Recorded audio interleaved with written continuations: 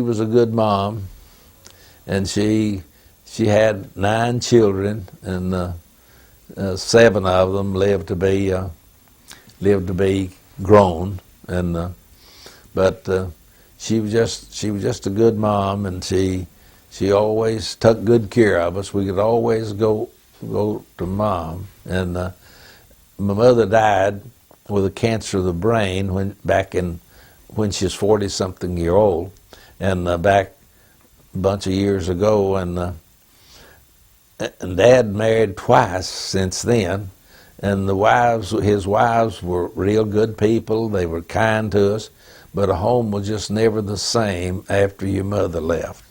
When a mother leaves a home, it's just never the same, regardless how good that a stepmother will treat you. The Bible tells about somebody bowing down low as a man that mourneth for his mother, because that mother is special in that family, and when she's gone, that home will never be the home, really home again.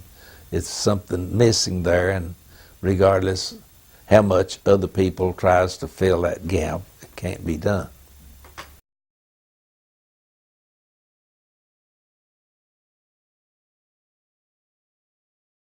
I was in Kansas working in the wheat harvest. I was driving a tractor plowing under wheat stubble, and got a letter when I got back into the hotel that night where I was staying. I had a letter from Uncle Sam, and he wanted me to come see him and see if they could make a fighting man out of me. So I had to come to Arkansas and get things together, and well, we was just inducted into the infantry. That was all there was to it. I tried to get out and get in the paratroopers, but they wouldn't let me transfer. I don't know why, but I thought it'd really be fun to jump out of an airplane, and but I just stayed in the infantry and went through basic training there. And I tried to make the best of it. I knew there wasn't anything I could do about it. I tried to make the best of it and be happy wherever I was.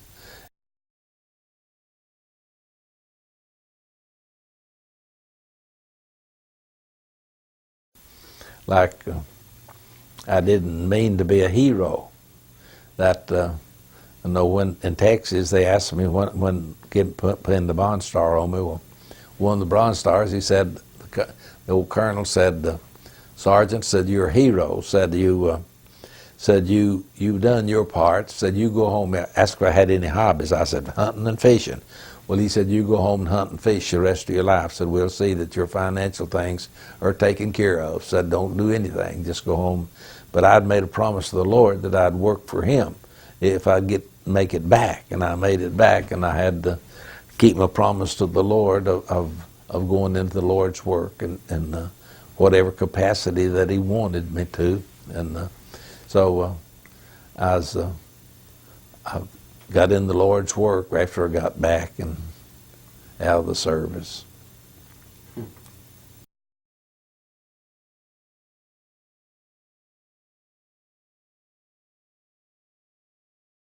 I made a something that really bothered me there for a while. It just about the time just before Ding Dong was shot, the Germans had set another house afire that them Germans shooting out of, and the Germans were crossing the street, getting back across the street, and the smoke was getting down low. You could hardly see for the smoke, and all of a sudden there's another one come out. Somebody else come out of that room and that house and running across the street in that smoke, and I just drew a bead on him right on his body as he started to cross and pulled the trigger, and when I did, I saw him fall and just hit face first in the middle of the street. But as he went down, I saw as a civilian that it is a man with a cap on, and about when he hit the ground, we'll hear there's a girl coming running out of the house and run to him hollering, "Papa, Papa, Papa, Papa." And then she had tried to get the medico to come, try to get the German medics to come get him, and I guess they wouldn't come get him because I'd shot him. And then I got my fellas to come, my first aid, they let my first aid people, they come and get him on stretcher and take him out. And she went back up the street, and he was running along beside of her. She was running along beside of him, hollering, "Papa, Papa, Papa, Papa."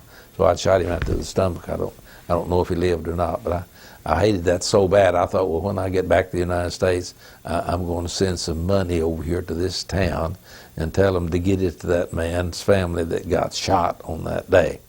So this mayor of Fossou that I get these letters from, he said, "Don't let that bother you." He said they were either German sympathizers or Germans themselves. Said they might have been Germans themselves, a man and his daughter that come there, that their son was in the army, come to visit him, come there with him to see him, and said it's either Germans or German sympathizers. Said, "Don't let that bother you, Lawnie." She said, "That's just part of war."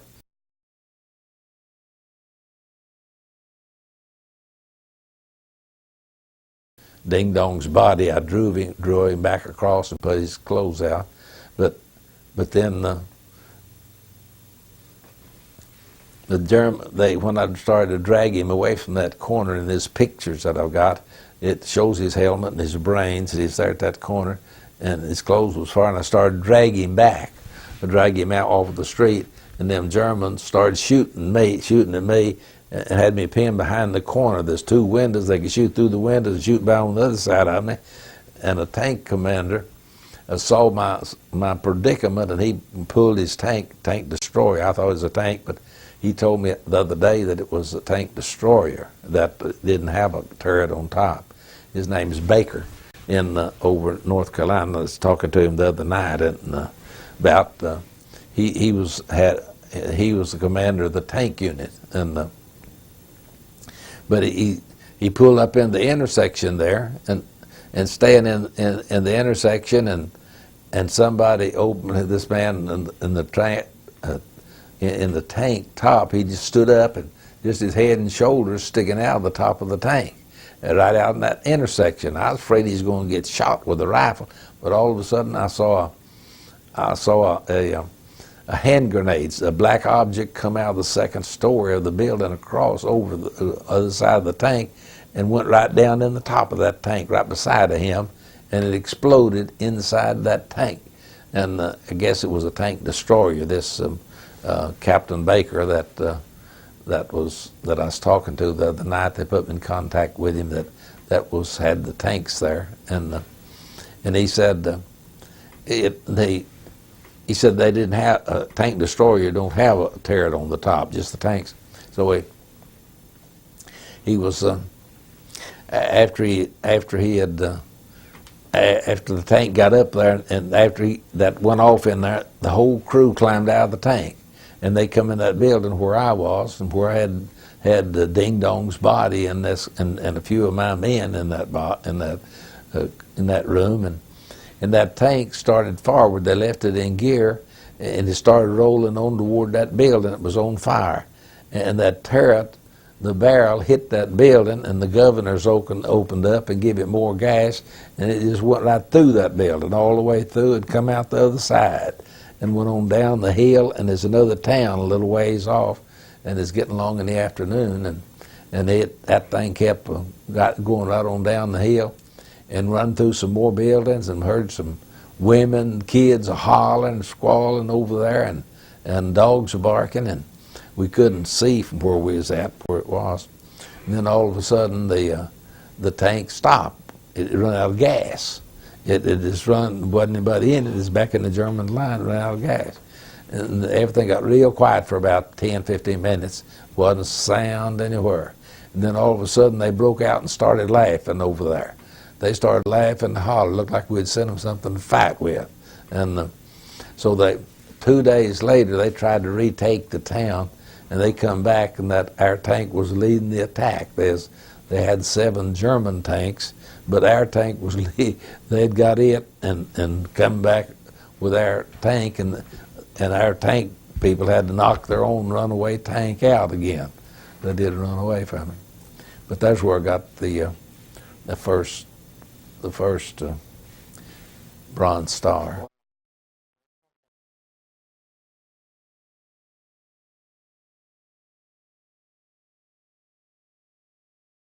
objective was to capture the railroad track. There was a supply line for German supplies, and we had to go across the field.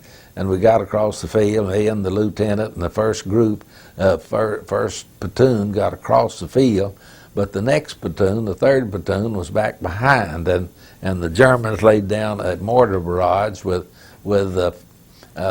40 millimeter mortars and behind, and they laid down a barrage on this trail, a line of men coming through, and the sergeant motioned for the lieutenant, motioned for him to run through. He's in the edge of the woods. He could see them and they could see him. He motioned for them, giving the signal to run through by shutting his fist up and raising it up and down. And that meant double time, run through that impact area where them shells was hitting. But the sergeant shook his head. He had been fighting all the way from the English Channel, and he motioned for them to go around that impact area. They went around. And when they started around, well, the lieutenant pulled his pistol out and went shooting at that sergeant. And then it was just about 50 yards, I guess, from the railroad track where our objective was. And he went, after that, he shot them shells and the sergeant was coming on up. Well, he went down and crawled under this culvert across the railroad track, a big metal tile, and he'd got in there. And I was up at the railroad track behind a hackberry tree, and the Germans was about to shoot it down until my BAR man saw that I was pinned behind that tree, and he crawled up to the railroad track and laid his BAR rifle over the rail and began to shoot it, and the shots stopped. Then the Germans either killed him or drove him out. And as a runner, one of the fellas come up there and said, the lieutenant wants you down to where he's at right now. I said, what does he want? He said, I don't know. He said, he said, get you down there right now. He said, he's down there under the bridge. I didn't know. I thought maybe he was teed off about something I'd done. But I got down there and he told me that, he said, I can't stand this. He said, I'm leaving. He said, you got to take over the platoon. Said, I'm leaving. Said, I'm not staying up here. I'm getting out of this. And he just got up and left. And went back and said, "You take over the platoon and take over the platoon and continue on, do what has to be done." So I took over the platoon.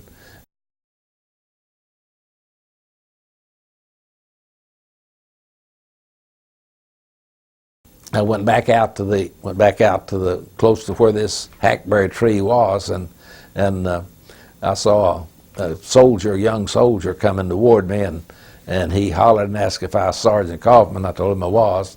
Well, he said, they've sent me to you, up here to you. Said, where do you want me to get? Said, what must I do? I said, well, they're fixing to counterattack again, and said, you need to get some cover, get behind one of these big trees.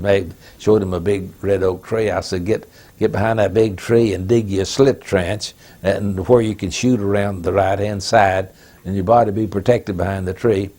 And I said, they'll be coming in here probably in a few minutes. And he pulled his bent over, pulled his pack off of his back and laid it down, and bent over to take his shovel out of that pack to dig a hole with. And as he done that, a shell hit about 20 feet over his head, and a big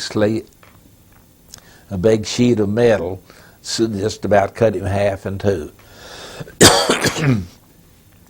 And when we fought off that attack, well, they went back, and I made out a death report on him and sent his body back. And then after I sent his body back, I looked at his pack, and he had a testament in there. And I picked that testament up and read a little in it and stuck it in my shirt pocket. And we left in the next morning. We left and going on the attack, and about 10 days later, was when I got shot. Well, this little testament was in my shirt pocket, and it was all stuck together with blood. When they got me back to the hospital in Paris, I had a lot of gold rings and all kinds of watches and things, valuable things in my pack. And but when I got back, the medics or somebody had stole all of them. I wanted my personal things, and they had a little bag hanging on my bed when I regained conscious, little bag and with a drawstring on it. And I was going to look to see if my watches and rings and was all in there. And the only thing that was in there was this little testament that I took from this boy and took out of his pack, and it is all stuck together with blood. And I remember the promise that I made to the Lord that if He'd make it possible for me to get back to the hospital and live, that I'd work for Him the rest of my life. I couldn't hear the machine guns and the mortar shells anymore, but it's just like the Lord had told me that here's the sword that you need to use. Like the Bible said, it's sharper than a two-edged sword. Said the Word of God is quick and powerful, sharper than a two-edged sword. Said, here's your weapon. So he said, it's just Him showing me that this is what I'd promised to do, was to work for Him, and here's what you're going to need. You're going to need this Bible. And that's a promise I kept to go into the ministry after about 6 years, 5 years after I accepted the Lord, and worked in the church for about 5 years, and then I went into the ministry, went to Bible college in Nashville and Harding College, and doing what I promised the Lord I'd do.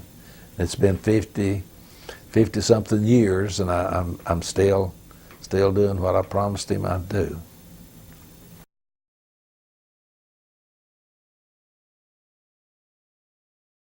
We got to a place where I guess is some old Siegfried line or something back there at the high ground, and the Germans was on this, and we got out in the middle of the field, and there wasn't any way to go on. We couldn't. They pinned us down out there, and they pinned me down I was in a ditch, a gully, out in the middle of the field, and no woods or bushes around, no cover. I was just in that ditch, and every time I'd move around, well, the bullets began to hit the dirt around me, and mortar shells had come down. So I stayed there for about 3 or 4 hours out there in that field, in that little gully, until it got dark. When it got dark enough, well, I got up then and made it back to my command post, back about a quarter of a mile back behind me. And so the Germans had all the high ground covered. They had their foxholes and men all the way across the top of that hill, and there's no way we could get through there. And so we had that night then, we had our officers meeting and discussed the ways that how we was going to be able to get through there. It's wide open fields, and they were on top of the hill. They could see us every step of the way, and all they had would be like shooting fish in a barrel. And so we decided the best way, and probably the only way to get through there, would be to go in at night. And we decided to do it at 2 o'clock the next morning when everybody would be asleep. That we'd go in at 2 o'clock and get through the line. If we'd slip through without any lights, and we could slip through and get through one company could go through and get behind the lines, then the rest of the battalion would come in from this side and be one company behind, and behind them on the other side. So we started through this, and there's some of them in front of me, and we just walking one right after the other, and there wasn't no lights or anything, and we'd cross a ditch and cross fences. But when we'd cross a fence, the first person that went across the fence, he had to go through the fence, and then the next one that went through, he'd have to walk a little faster to catch up with him. And then the next one had to walk a little faster to catch up with that one. The first thing you know, that in the dark, it is pitch dark, and you couldn't see them. You couldn't see where they were. They just, they had gone. So we crossed over the hill, went through some ditches, and I went through one fence, wire fence, and got through. There's a soldier standing there, a young soldier standing there, a replacement. And I said, where'd they go? He said, I don't know. So when I got through the fence, they'd just gone. I don't know where they went. and stayed there for a minute. There's two more men, replacements, come up behind that was falling behind me, and they come on through, and there's four of us, or three recruits and me. And I thought, well, what in the world am I going to do now? Back here, and we were a quarter of a mile back behind the German lines in the German company, and we got, it's going to get daylight after a while, and we'll be right in the middle of them. So I said, we better get to this high ground. And I said, just follow me, and we'll get to that high ground. We can see the skyline up there, and we'll get to that high ground and dig in the foxhole, and we can hold them off there. We can fight from them foxholes on top of that hill. And so we got up there on top of the hill and dug us some trenches in this this plum thicket, and I put this one boy on guard. I told him after we got him dug in, had him on guard for a while, and told him to wake somebody up in about 30 minutes, wake somebody else up. And so it wasn't long. I laid down, and the water began, it's wet, and water began to rise in the hole, and it's coming up around me, and it's in November, it's cold. And I broke limbs off of them plum bushes and put them down in the bottom and laid back down on top of them limbs, and that helped me up out of the water till I went to sleep. So I'd gone to sleep, and then I heard this guard then called me and said, Sergeant, said, wake up, said there's two Germans right down there, said they've got a fire bill and making coffee. And I got up, and sure enough, down there they were, across the bench about 100 yards away. Those two Germans they had sticks drove up in the ground that were forking, and they had a stick across, and they had water in there, and they was heating that water to make coffee. And he said, I've never shot a German, never killed a German, and said, he said, I can kill one of them.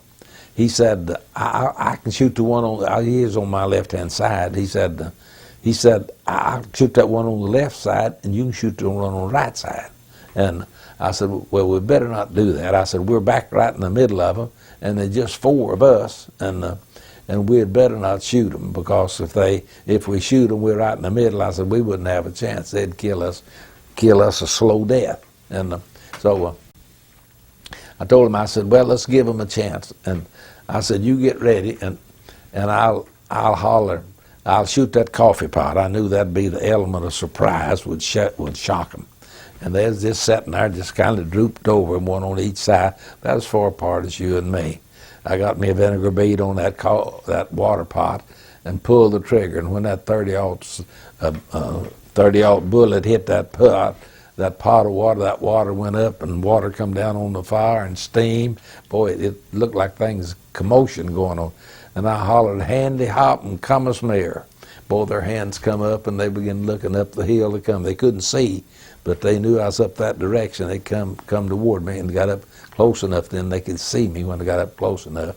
And so they couldn't, one of them tried to understand a little, speak a little English, and we couldn't do much of anything. I did to give him some cigarettes, and he gave me his, and then German cigarettes, and they taste like dirt. They wasn't. I had Lucky Strikes that had been in my sea ration, 5 of them, and I'll give them to him. But that is when I had them to go. These other boys, there's 2 boys in that thicket, but when that gun shot, well, that woke them up, and so I told them they'd come over where me and the Germans were, and I told them to just go out and get back in that thicket, and for them to guard them in there. And they got back over there, and I don't know who it was, but it wasn't over 5 minutes. Somebody snoring, you could hear them a block. They just snore. I don't know whether it's prisoners or them GIs, but they just snoring up a storm. And I told them I'd get out there on that ridge away from them, and so I could see off the hill, and see if watch for people, watch for the Germans. So I was laying out there, and then I heard this sound. Thump, thump, thump, thump, and it's getting louder and louder. I knew it was coming toward me. I can't hear on my right ear, couldn't course anything, and it about run me nuts trying to figure out where this is coming from. and it just whoomp, whoomp. I could tell there's a jar in the ground, but there's 15 of them, and I just laid down right low down in the grass, and I saw their silhouette coming up the hill. And this German officer was in front. Boy, he is stepping out with his gun slung over his shoulder, and he is coming right up the hill. And they was lined up behind him about every 10 feet or something like that behind him, and they was coming up that hill. I thought, I'm going to lay right down in this grass here, and maybe they'll just go right on by and not see us, not see me. They'll just go right on by and won't see me, and we'll make it. So he comes straight toward me, and I saw he was either going to step on me. If I stayed there, he was going to step on me, and I had to do one of two things: either jump up and holler "comrade," I mean friends, or handy hop, one or the other. Either hands up or I'm your friend, one or the other. So I thought, well, I had to think fast. But I don't know where I got the strength to do this, but somebody gave it to me. I guess it was the Lord, because he had some work back in the States for me to do. But he said, I thought, well, it worked on them two boys with that coffee pot, a hollering handy hop. I think I'll try it again. So I yelled as loud as I could right in his face. I jumped up and stuck the muzzle of that gun right at his chest and hollered handy hop real loud. And when he did, he just throwed that gun down, knocked his helmet off, and stuck his hands up. And the one right behind him done the same thing, and the one right behind him done the same thing. I could hear the helmets hitting the ground way down the hill. I thought, now what am I going to do with them? And here the whole group come up there. There's 15 of them. Had two in the plum bushes and 15 down there, and they all come and gathered around me.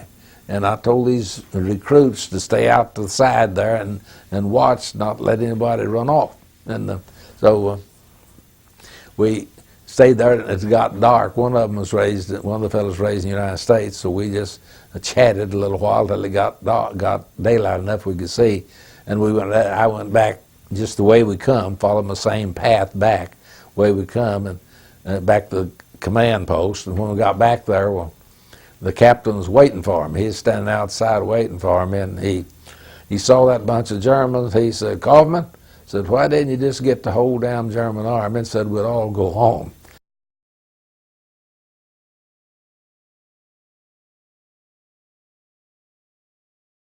They started us home. We went out and put us on the Queen Mary, and we come on the Queen Mary to New York, and then from there we flew down to Longview, Texas. Sent me to the Harmony General Hospital at Longview, Texas, and one day I was walking down the ramp. They had enclosed ramps that these Germans worked in that they couldn't run off. They had to stay in these enclosed ramps where they done their sweeping and working. And as I was walking down the ramp, and somebody behind me, there's somebody walking behind me, and I'd seen the German prisoners down through there, but I didn't pay any attention to them, look at their face or anything. But I heard somebody behind me saying, Soldaten, Soldaten, Soldaten. And he kept getting closer, and Soldaten, and he's right up behind me. And I turned around and looked at him, and there's a German prisoner, and he's holding his arms out. He's had his arms extended out to me and a big smile on his face. And he said, Vous battez prisonnier, non c'est français. And I said, what? He said, Vous battez prisonnier, non c'est français. That I took him prisoner at Nancy, France. And he said, prisoner good. Said, sleep good, food good. Said, prisoner good. Said, merci beaucoup, merci beaucoup. He went to pat me on the back. He followed me down the aisle, pat me on the back, saying, thank you very much, merci beaucoup. And of course, I was thankful too that I didn't shoot him, and that we didn't shoot him, because it really bothered me when boys gets killed, even if they're in the enemy's camp.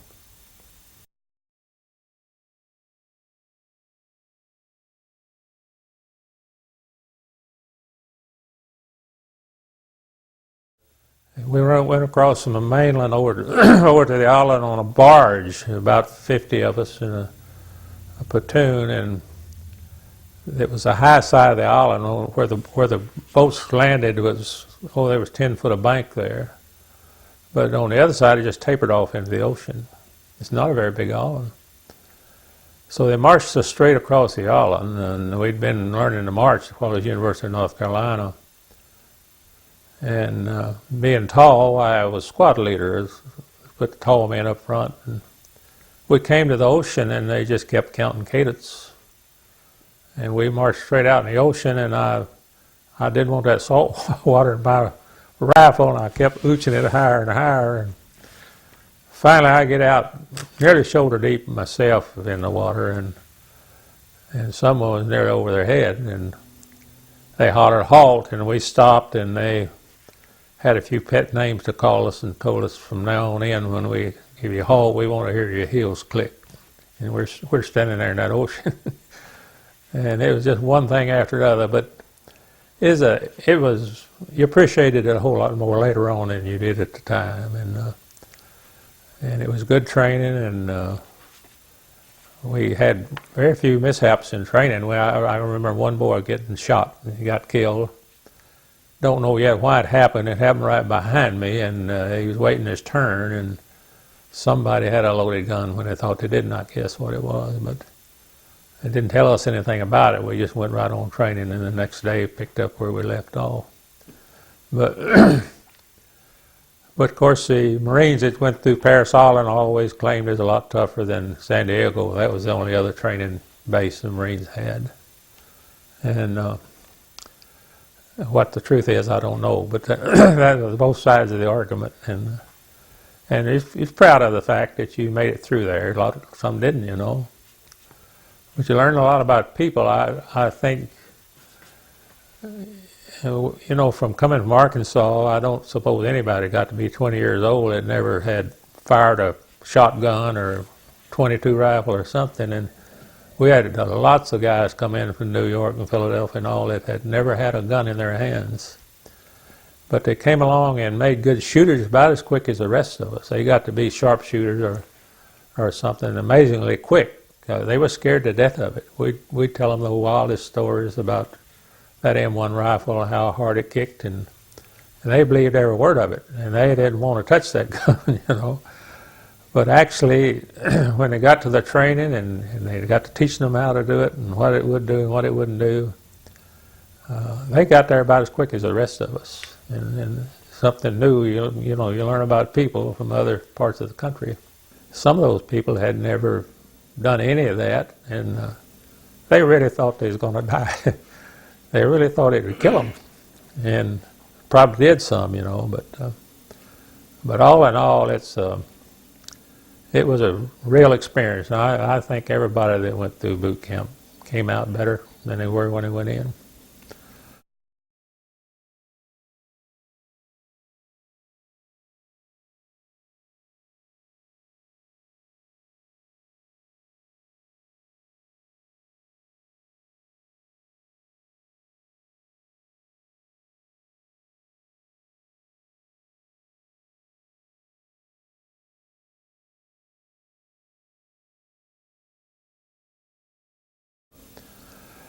Apply to go into whatever branch of the Marine Corps you wanted to. Now, you didn't necessarily get it, but you did get to ask for it. And if you did well in your class, you pretty much was going to get the assignment you wanted. Like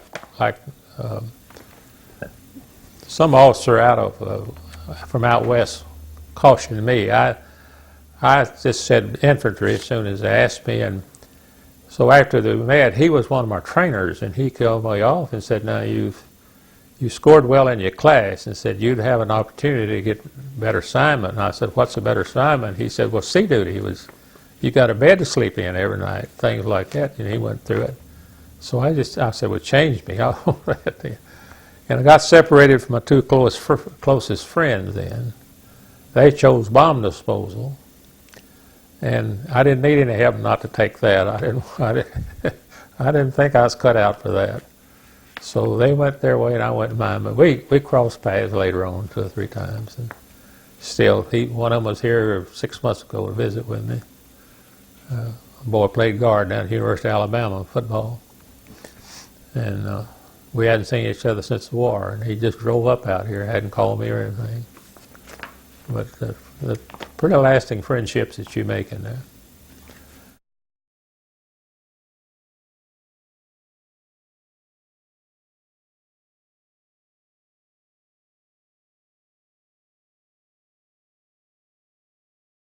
You got 3 Marine officers on there, and Tom outranked both Roy and I, and so he and I had half of the 100 and something people that we had.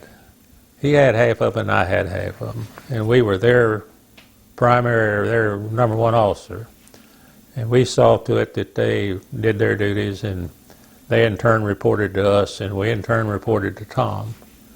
And but we was whatever he was involved in, those Marines were involved in, was our problem.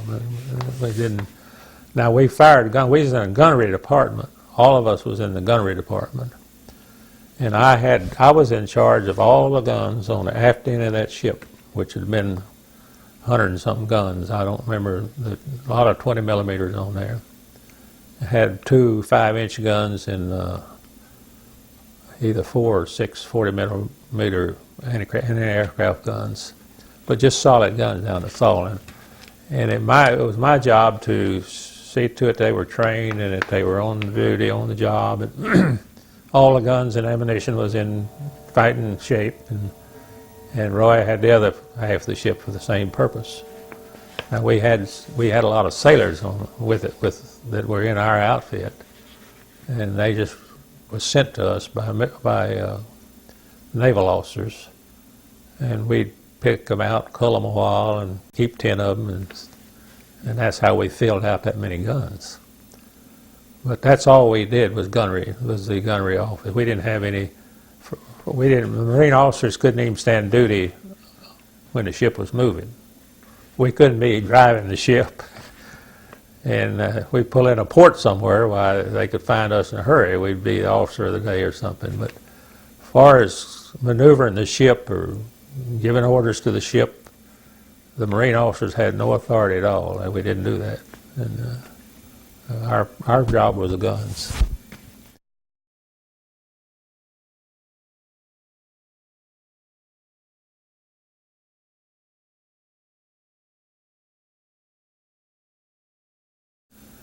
It was almost like a fraternity, really. The Marines were on there. We thought we was better than anybody else, and they said that. And they took up for each other, and it was a pleasant experience mostly. And some of my NCOs were 10 years older than me. I had a gunnery sergeant that had a rifle range out in California in peacetime. That's what he did. And I had one named Baker that was 40 years old, and can't remember what he did. But they were old, experienced Marines, and took care of me like I was a baby till I learned the ropes. You know, they just kept me out of trouble all the time, and the other officers too. And we knew to listen to them, and they told us something, we would be listening. But they were good people, capable people.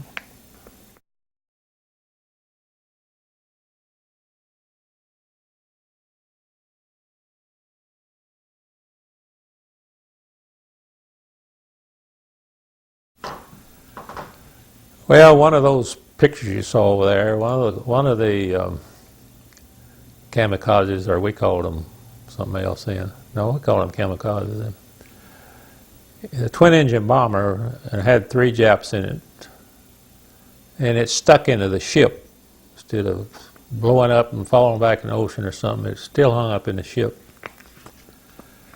And you always was confronted with fire, a lot of fire around the ship, because you got that 100-octane gasoline all over there, millions of gallons on there, you know. And it was bad in that we had more people killed than we normally have killed. And at one time, a Marine came to me and told me, I was needed up, it had these rooms up between the hangar deck and the flight deck, and they swung plane engines in there on a rope-like thing. I don't know why they swung up there, and nobody ever did answer me when I'd ask them. But some of them was up in there playing poker, and it's hide up in there. It had an air conditioner, you know. And they was playing poker, and what to come after me for? We had a Marine that had lost his marbles. He'd lost them not on there. He came to us. He'd made the Macon Island raid. He'd seen a lot of combat, and he just had lost his marbles, and he was cutting a Japanese's leg off. The motor had fallen on that Jap's leg. He just politely took a fire axe there hanging everywhere on that ship, and he chopped that leg off, you know.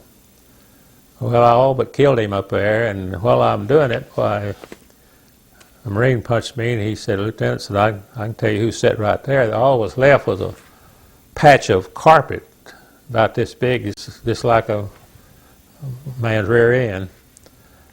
And I said, how do you know who that was? People do this every time when they burn. They draw, you know, and they'd even set up. Just stay setting up. But always arms and legs would draw out of shape. And I said, how do you know who that was? You couldn't tell who it was at all. He said, because I was sitting right there 2 minutes before it happened. And he had gotten up and left. And the day just kept going like that.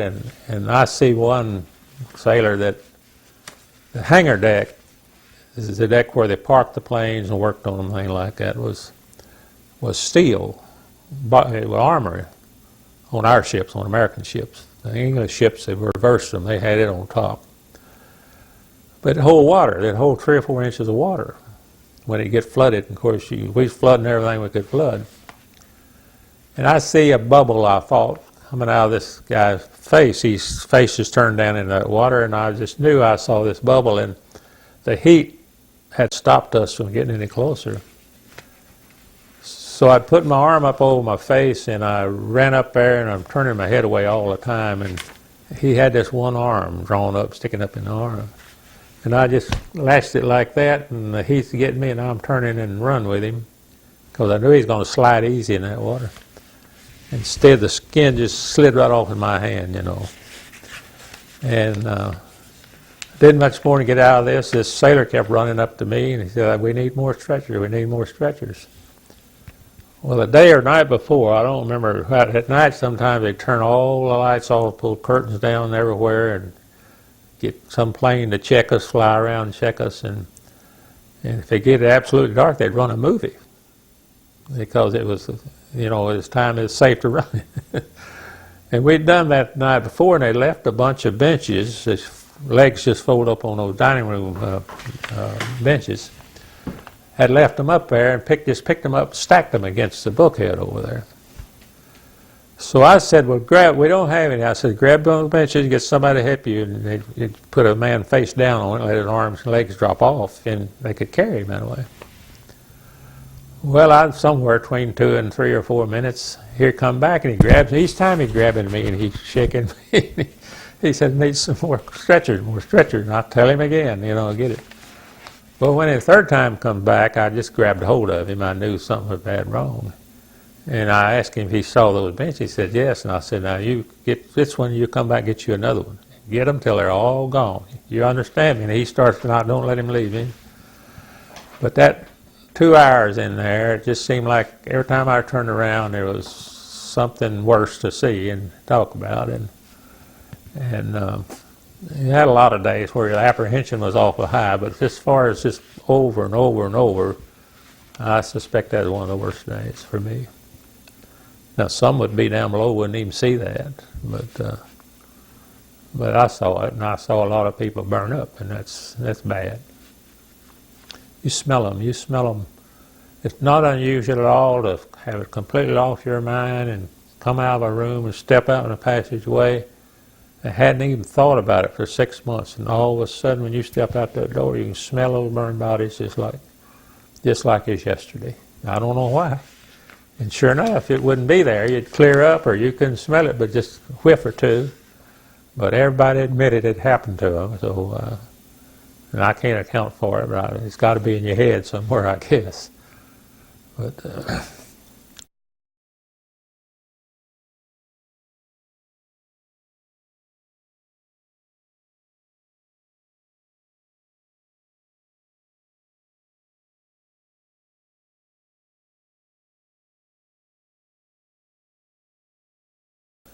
I'd forgotten this, but I had you see people crack up in battle, and by the way, there isn't many of them. I've never been prouder than.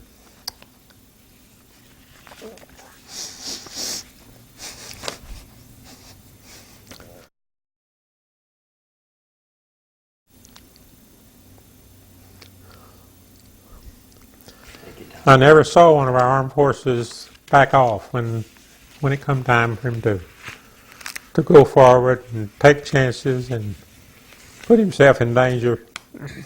I never saw one man chickened out. I think of it a lot now when I see people unhappy with our government and fussing about this, and all the time they're living in the best place in the world. And I got to see a lot of it, and there's not any better place. I wish they all knew it.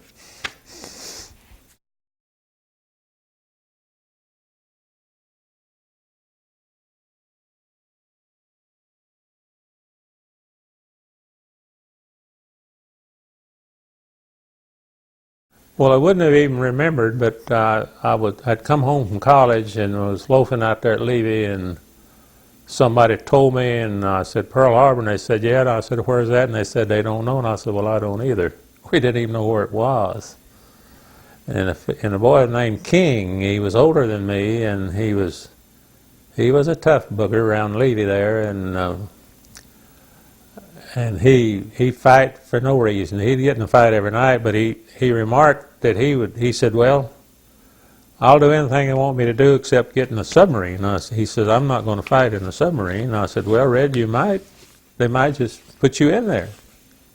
He said, and he's dead serious, and he said, now you know that I know that they put enough people around a sub to put me in it, but he says, you know, they couldn't get enough in one to hold me there. And I remember that because it's so typical of him, and he meant every word of it, and he would have tried it.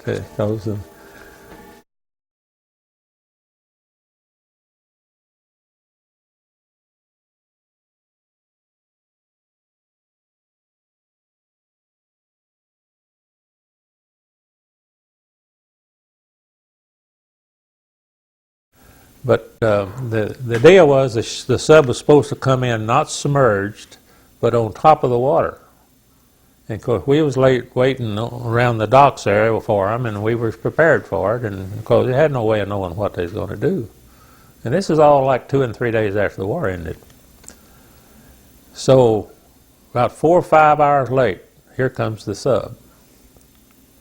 And he wasn't submerged and he wasn't on top. He was just about halfway submerged. So that alerted us a little more, and we was prepared for trouble. But he didn't, instead of docking, it cut his motors, and it just kind of drifted into the dock area, and they didn't come out. And it didn't throw any lines out or lash them down or anything. We wasn't going to do that. They were supposed to do that. But anyhow, we wallered around there for 2 or 3 hours, and right in the middle of it, a Marine runs up to me, and he said, the lieutenant said, this guy wants to jump in there, kill himself. And I said, you hold him, don't let him jump in there, and I got busy with something else. In a few minutes, he comes back, and he said, that guy, we've taken 2 or 3 of us to hold him. He's jerking, and this colonel walked up about that time. He was a new colonel. I don't think he'd even been in combat. He just came over there probably get in some overseas duty or something. And he's standing there hearing it, and then he asked me what it was, and I told him, and he stood there and he says, turn him loose. Well, it's a couple of corporals holding him, one of them was kind of a nut anyway, and we turned him loose, and he don't jump. And they said, he won't jump, and this corporal run up there and grabbed him. He said, I'll push him in there. I had to grab him to keep him pushing him off in there, but that happened right in the middle of the sub business. So it was nearly dark before they had 3 engineers on there, and they'd all killed themselves, and the 3 pilots on there had killed themselves. And there was like, and I could be bad wrong when I don't want to say there wasn't more than 5 or 6 alive. the rest of them had killed themselves. Now, that'd be quite a number of people on there, you know. So we just tied it up, and we got some Japs to come down and go on there. We didn't get the dead out or nothing. We just left them there.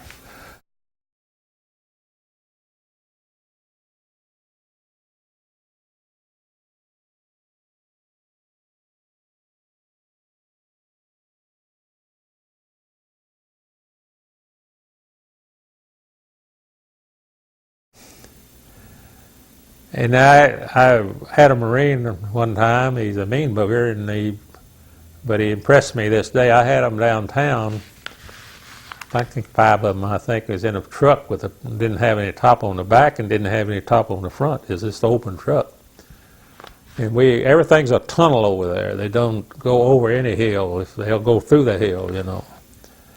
And we're about to enter this tunnel, and I look, and there's this Japanese woman, and they wear these boards for shoes, you know, and they click, click, click on the pavement, and they have to scoot them. The only thing that holds them on is the strap between her toes. And she's carrying this baby, I guess a year old. And she had gotten 30, 40 feet in the tunnel before we showed up. Well, she's panicked, and she started running towards us, and then she turned and rolled the other way. And right quick, I thought Marines, you know, and I looked over my shoulder, but as I did, one of them shook his head no, and I knew he meant they wasn't going to do anything or say anything or throw any ice out of the truck. And she went to the ground, and she got up where the walls met, where the sidewalk and the wall on the tunnel met, and she put the baby under and covered it up with her body and got her head down, and she was prepared to take a blow. She thought that we were going to shoot her, or kill her, or hit her, or something, you know. And those Marines were real quiet. They was quiet till either we got back or got where I was going, but I get out, and one of these older Marines, he just looked at me and said, they're humans, aren't they? And I knew we wasn't going to be in trouble. But without talking among themselves, they were embarrassed that somebody thought they might do that, you know. But he just said that they're humans, aren't they? And I heard them tell the story back when they got back, and wasn't a Marine in there said I'd have killed them or I'd have done this or I'd have done something else. These were the guys that had been fighting, but they're Americans.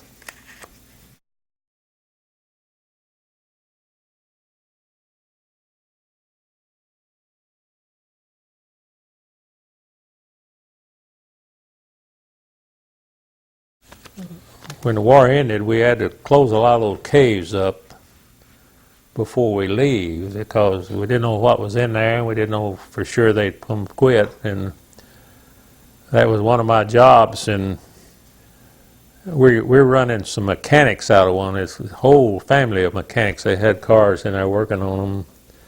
And the Marines are sitting outside, and there's this creek-washed rock, gravel, big but round on the edge. And these Marines had picked up a baseball bat there. It had Babe Ruth on it. Well, they told them that when I came out of there that I was Babe Ruth. I was in a cave there, and I was Babe Ruth, but they's coming out. I was coming out. When I came out, they had them pitching these rocks like that to me, and they'd given me that bat, and I'm hitting them with that bat. Well, several of them went whizzing right back by their head, and they just grinning and throwing some more, you know. But if they're alive today, they're probably still telling people over there that they threw rocks to Babe Ruth.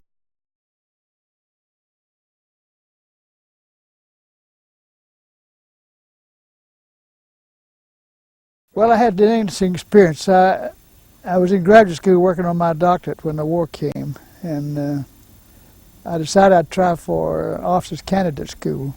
So I wrote the Navy and told them my educational background. At that time, they didn't need any personnel. So I applied for the Marine Corps, and I got into the Marine Corps and officers candidate school at age 29, which is the highest age you could enroll in for candidacy.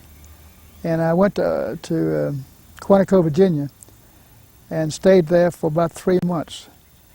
And at the end of that 3 months, the officer in charge talked to me and said, "Carr, what's wrong? You're not doing well." I said, "Well, I either don't have the ability or I'm lack of interest in the program." He said, "Well, that means we'll terminate you. But we'll give you a chance to come back the next session." But at that time, they would let you get out of the Marine Corps and go back into some other branch of service. Later on, you had to stay in the Marine Corps if you didn't get through officer training school. But at my age, it was hard for me to learn how to be excited about cutting a man's throat, or punching out his eyes, and it just cut across the grains with me. So I then stayed in Marine Corps about 6 months, and got out in December. In January, I was drafted into the Army Air Force. My draft number begins with 34, which meant I did not volunteer, but I had a great experience in the military.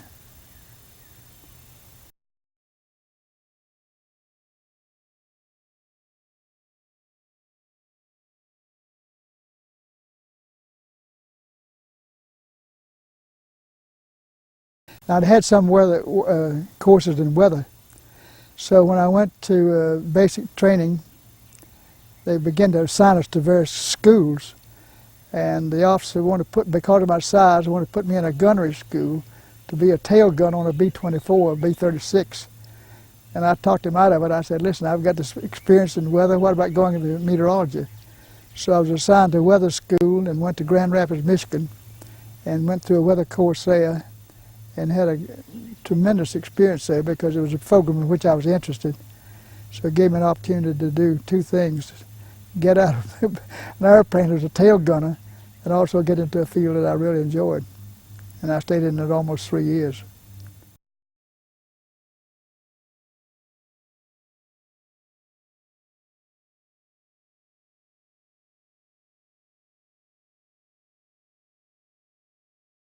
I was sent to Uhrich, California, to what is now Edwards Air Force Base, where they were testing then the jet.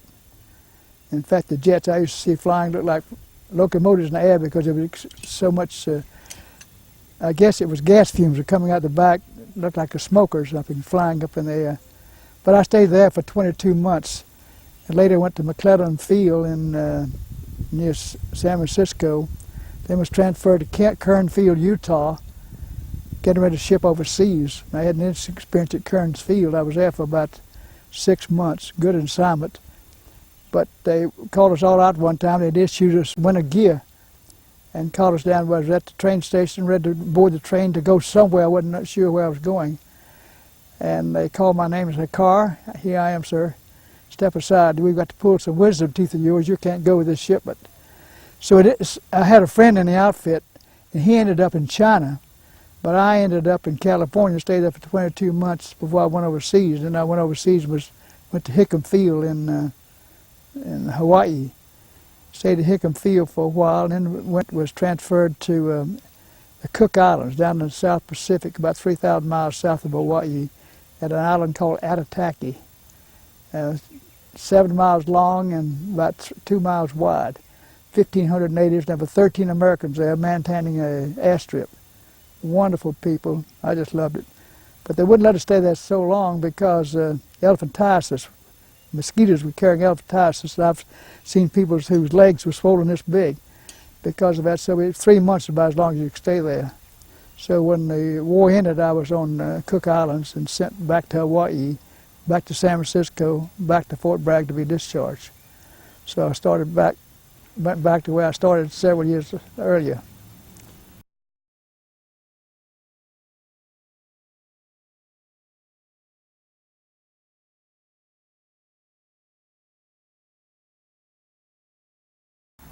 And it was a Sunday afternoon. I remember that particularly because I had been to church and been in the cafeteria eating. I was out on the campus when some student yelled out, "The war has begun."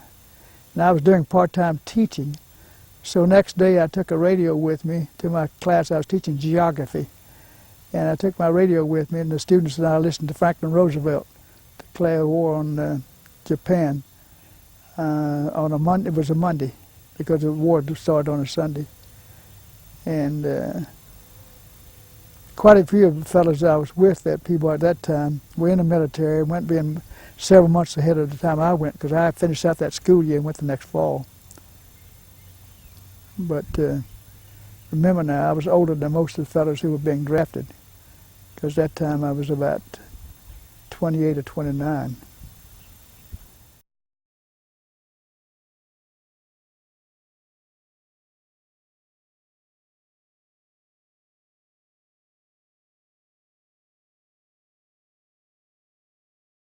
TDY, and it was almost like a civilian job, because I went to work. We had to work around the clock, but we had enough of us to. There were about enlisted men, probably 3 or 4 of us on the shift, and we were always assigned to base for supplies, but I didn't have to serve any details. It was like being on a civilian job and working in the military. We had to plot maps at that time. Of course, now it's all done with machines, and then we had to do it manually. We had teletypes, and the weather data was coming in from all over the country, particularly the major weather bases. We had to plot the maps for the forecasters in to determine what the weather would be for certain areas. Of course, being in the desert in California, the weather didn't change a whole lot, but they had to forecast weather for other areas where they were flying. We usually worked an 8-hour shift. You worked 9 days and you got 3 days off. And I'd go into Los Angeles and work at Lockheed Aircraft. I worked at Lockheed for a long time while I was stationed at Muroc. And we plotted maps. We talked to pilots coming in, giving them weather data. Always ready on alert for severe weather that might come into an area we were serving. It's interesting, there were about 7 or 8 enlisted men in the group I was in, several officers, and we was well educated as officers were. In fact, we would pride ourselves on the fact that we had to have as high a score on the Army classification test, had a high score, 10 points high, then you had to go to officer school.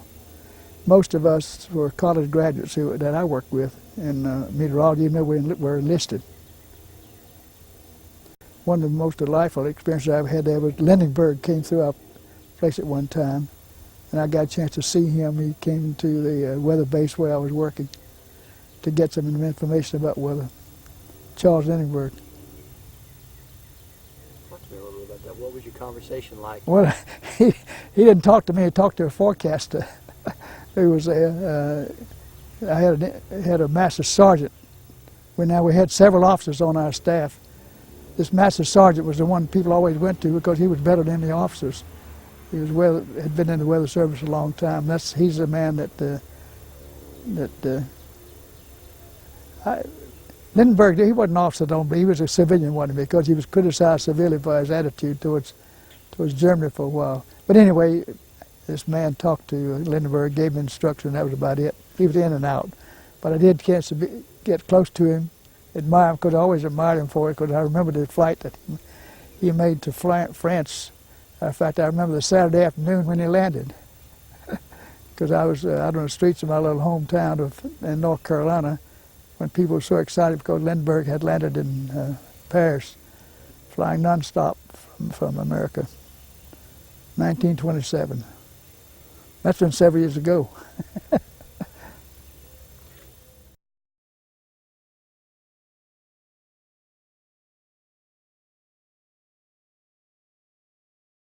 Well, I wasn't too much excited about it, but I wasn't really looking forward to going. In fact, when I got out of CC camps, I'd saved up some money.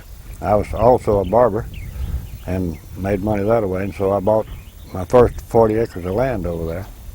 80 acres. And my older brother had bought 80 acres, but he was drafted in 1940. July 40, right after, well, he had got his call before July the 4th, and they gave him a party July the 4th, so he went right after that. And he went on to California, and then they shipped him out to one of the islands, and he didn't come home till 45 after the war ended. And of course, Dad had a couple of him old mules, and I had a brother 2 years younger than me, and he'd bought he bought my granddad's old 160, and it wasn't fancy enough. Fire had gone through and burnt all the rail fences and burnt the barn and everything, and the old house and everything. And he bought that, and we went in and fenced part of it, the cleared fields. And me and him farmed for 2 years, 41 and 42. And when we got they were deferring me. I was 22 years old when in. I was being deferred for farming, and they told me that they couldn't defer me anymore. And said if I could go ahead and fill out the papers, they might keep me out for 6 months. But said they didn't think it was more than that. And I said, well, if I can only stay out 6 months, I'll have a crop planted and I have to go off and leave it. No use of that. And I wouldn't fill out the papers. But one reason I didn't, my younger brother had got his call. So I thought, well, he's going to have to go. I might as well go too, you know. But he didn't pass. But I went ahead and passed. And I was never really too scared about, you know, the war part.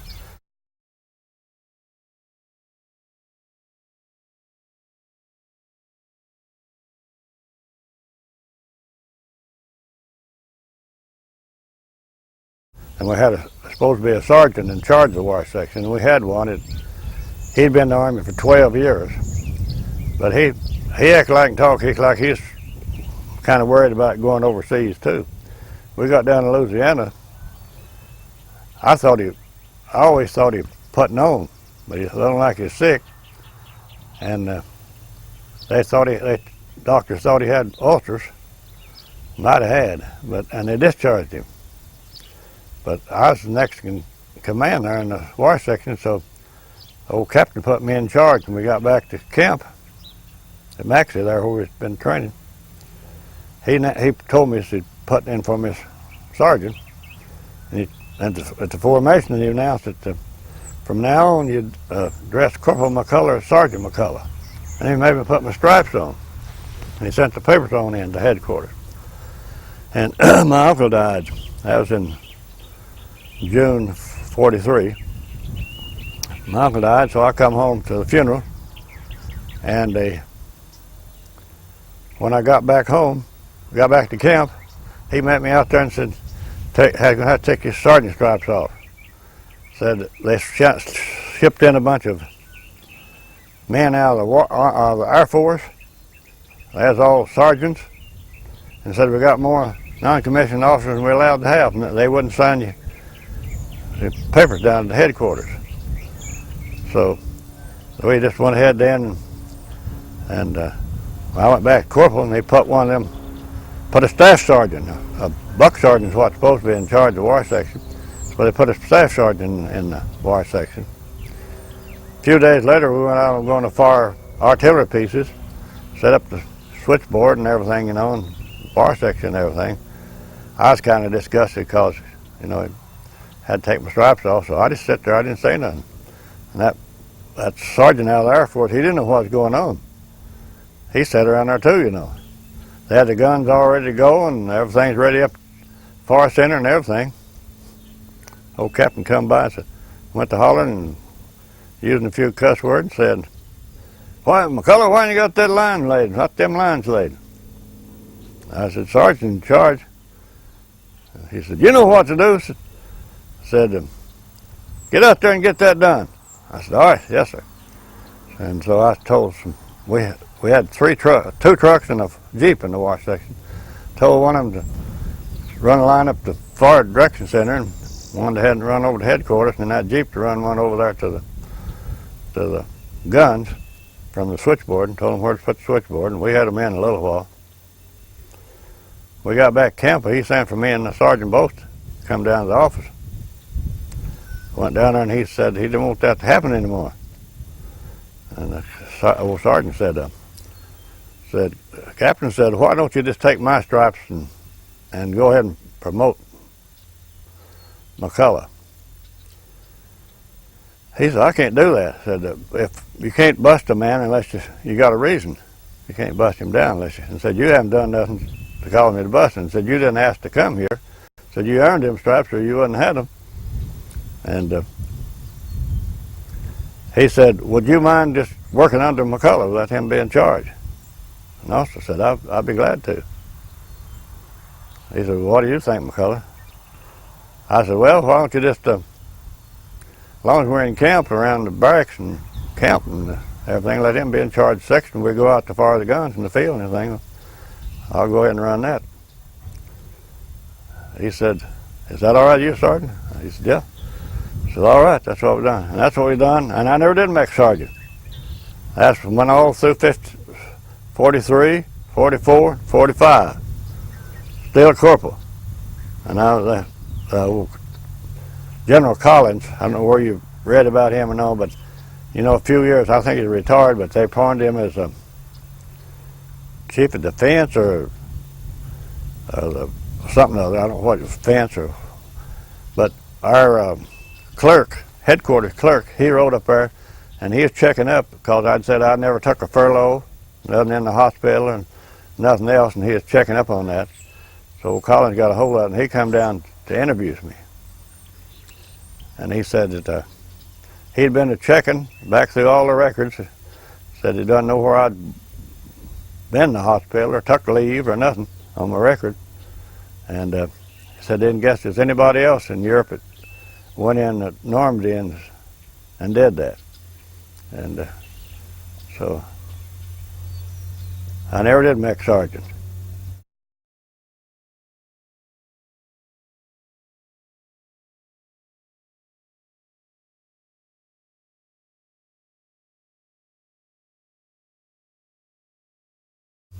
I had a uncle, my mother's youngest brother, and one of her cousins were both barbers. And back there in the early 30s, well, they'd always come, they'd be riding a good horse or dressed, you know, pretty good. They had both big 6 foot tall guys, a little better. I, little old guy, and I said, told my mother one day, I said, when I get be a man, I want to weigh 6 foot tall and weigh 180 pounds. And she'd want me to have something in and I wouldn't want to eat it or something. She said, you better eat that if you'll be 180 pounds. And she'd laugh, you know. And then when I was in England in 44, that's the first time I ever weighed 180. I weighed 180 and I rode home. I remember telling my mother, I said, well, I've got to be 180, weighing 180, but I'm not quite 6 foot tall yet. And she used to laugh about that.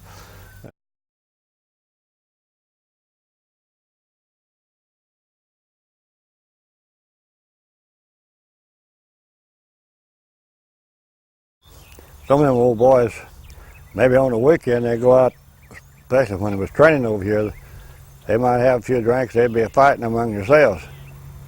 But they get over there, then they'd rest their life for the same old boy, you know. And everybody didn't have no many enemies then, you know. So it had to be that way to do a good job. Old General Patton, he called our outfit his automatic field artillery. Said they could fire them things just like automatic rifle. And he claimed it was the best field artillery outfit it ever was. We fired our millionth round on Thanksgiving Day, 44. We wore out 2 sets of barrels on them artillery guns.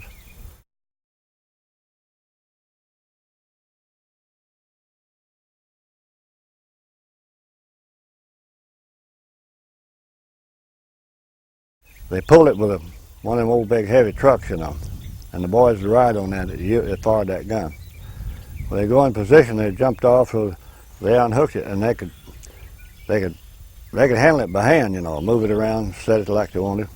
They'd set it up here, and then they put of course they used direction on the compass, you know, and then what they call a foreign post out there with a little light on it. they'd zero in on that in the north, and then this, and then they'd have a plane up front at a certain position to call back where they'd seen a convoy or tanks or whatever, and they'd call back the deal. And of course, what's best, I done a little of this, we'd run the line up to Florida Observer Post, telephone line, and they had a range finder. We'd run start back here with an instrument, and we'd run a line up there with keep the elevation and the degrees and angles and everything from back here to where it's out up there on the hill or what so it's observing. Then you'd take that rangefinder and go out there and you'd shoot that, and you could pretty well tell about how much higher or lower they was. And then you had a machine that pretty well tell you a little bit on distance. You need to be able to pretty good hand to judge distance too. Then you'd throw a shell out there, and it'd be, if it went over, they'd say over, 100 yards or 50 yards or 20 yards or whatever. And then they'd adjust back with the next round. When they get right in on it, they'd maybe call battery or one gun section, so many rounds or something, or whatever, depending on what they're firing at. And I done a little firing because, like what I fire, they see a crossroad, set zero in on a crossroad, and where the Germans, if they was going to attack you, they usually come that one of those roads, and be ready if they come, and then you call down for fire. And cold weather was up there one day. Of course, I just crippled. I was up there with old battery commander. Someone said, you holler, he's going back to a foxhole a little bit back where they're making some coffee. Go back and get him the coffee. You holler if you see anything. But there'd been a ambulance coming up, and they come up, you could tell it's in low gear, had a load. They're coming up in this little old castle down there, like a big old building. And they come up to there and pull in on the lower side and stay there a while, and then they'd go back just bouncing, going back. I told them, I said, well, that thing's hauling up ammunition or men or something. You got a load on it. I said, yeah, we're not allowed to fire on it. And he's back there, that thing come up again, loaded, And when I seen it coming, I called it for battery, 3 rounds. That was 4 guns, 3 rounds apiece. Then boom, boom, boom. And that telephone, you got a button here you push to when you talk, and you can turn it off if you wanted to, And you can go ahead and talk, and the other end couldn't hear what you said. And he seen what was firing, and he hauling up there and said, cease fire, cease-fire, and he's cussing and hollering, cease-fire. And I released that button and just let him go ahead and fire. And they hit right in front of it, and it exploded, set the thing on fire. And it popped and fired for a long time. Ammunition got on fire, And he looked at me kind of funny. He said, boy, you look at that thing blowed up like that. They get you for that.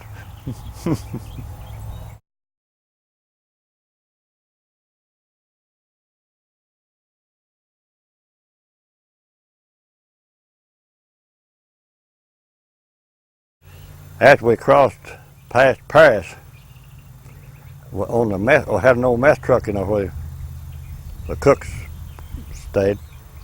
On the back of it, had a bulletin board.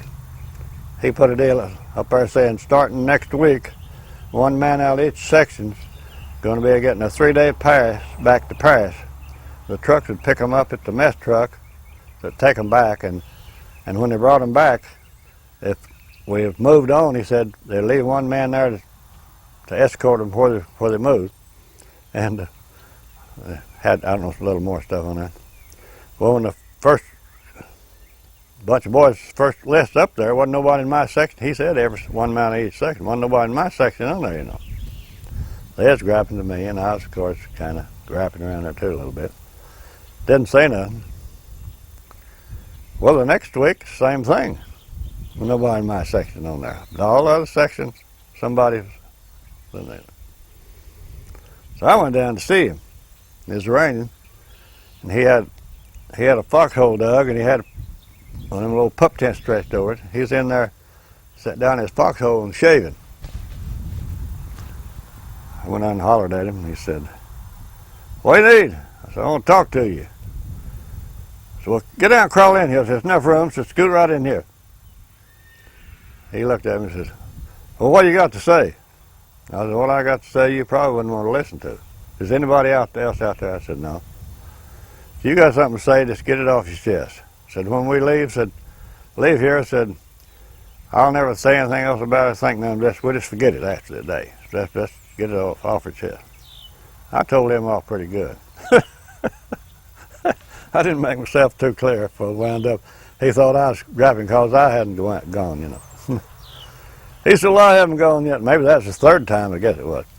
Said, "I haven't gone yet," and said, "I don't see you're a lot better than I am." And I said, "Well, okay." I said, "I wasn't talking about myself, but I was talking about one man in my why one of my men in my section hadn't gone, or why they hadn't gone."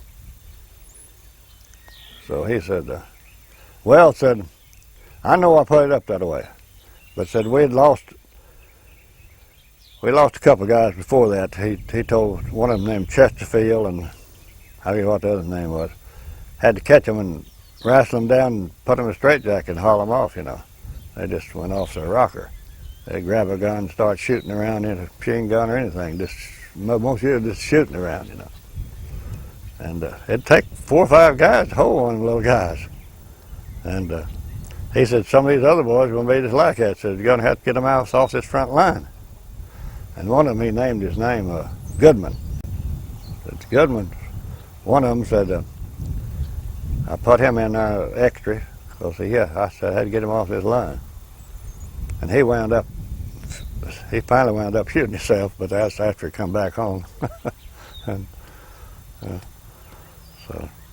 but then after that, he'd come around and he said, "McCullough, some boys going to Luxembourg tomorrow, Paris or somewhere, you know." They went different places.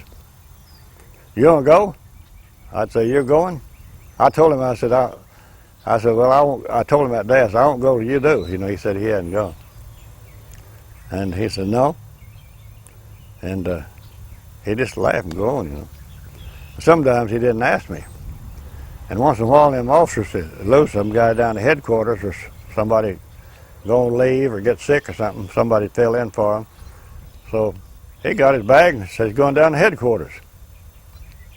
I thought he was going down there to fill in, you know. Never did think nothing about it.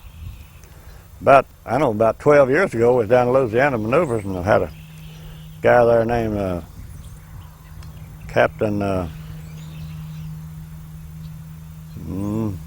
know him real well.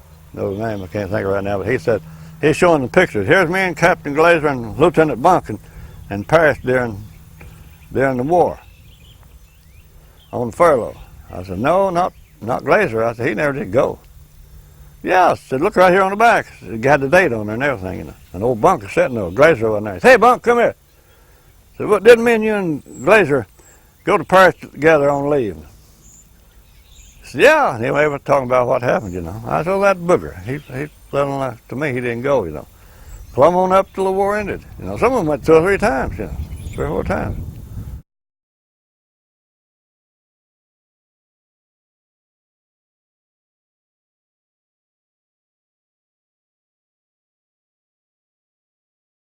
We was down at Salzburg. I went to Berchtesgaden, Germany.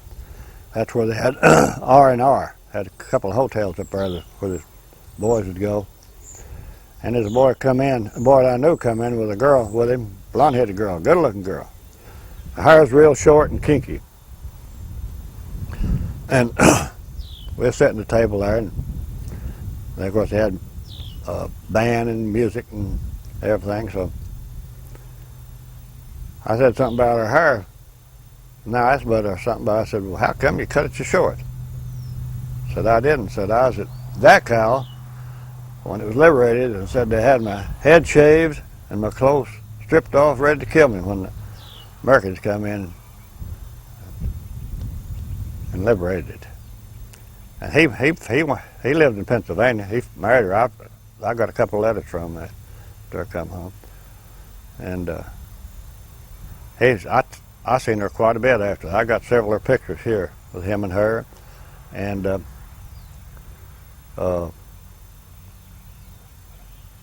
she said she didn't have no brothers and sisters. Her and her mother and dad, and they're German.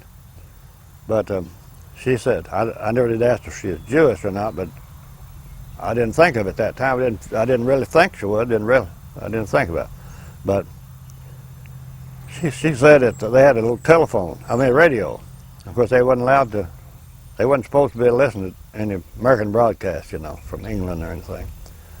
But at night, way in the night, said they'd go upstairs and turn that radio and turn it down low and listen.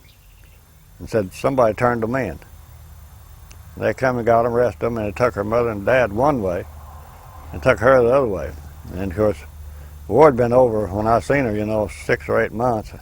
Her dad and mother never showed up. She had searched and never could find no trace of them. Nobody knowed anything about them. And said her dad wasn't very well. And so, of course, he had a habit. If the guy wasn't able to work, he'd pretty well kill him, you know. And so that's what she figured happened.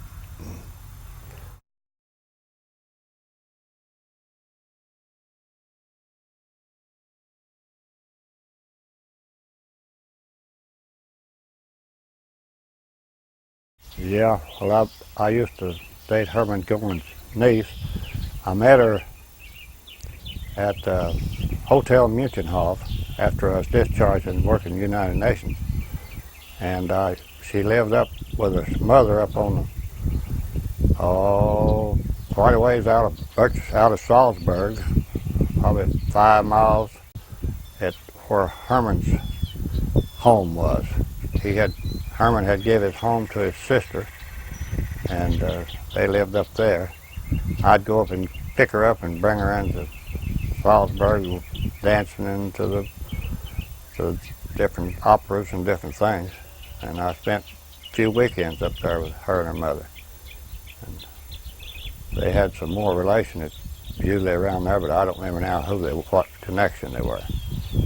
And, I spent quite a bit of time talking to the old lady, Herman's sister, and she told me that she's the one that carried the sign-in tablet into him in her body. Said when she'd go up to see him, said they would strip her off and examine her, take off all her clothes, to search her, and said, and he talked her into bringing that up there, give it to him.